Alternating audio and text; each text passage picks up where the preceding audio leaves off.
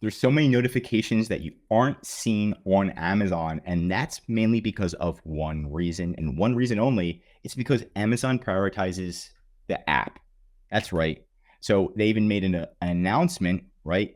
Get fast mobile alerts for account issues with Amazon Seller app. People are they're pushing the app because the app is where almost all of the notifications are showing up first, and people don't even realize it. Why is it all showing up via the app? Well, that's just how Amazon did it. Amazon app is getting tons of good reviews, so it's definitely the place to be. So I would recommend stop this video, download the app, turn on notifications, every single notification, the push notification, the text notification, the email notification, the more, the better. Unless it annoys the heck out of you, then you can turn it off, right? But you might as well just go all in. And in actual Amazon Seller Center, you can go into the settings right here, and then there's the notification settings right in the top right-hand corner. You can go there. Once you're there, at least fill it all out. You don't want anything to be blank.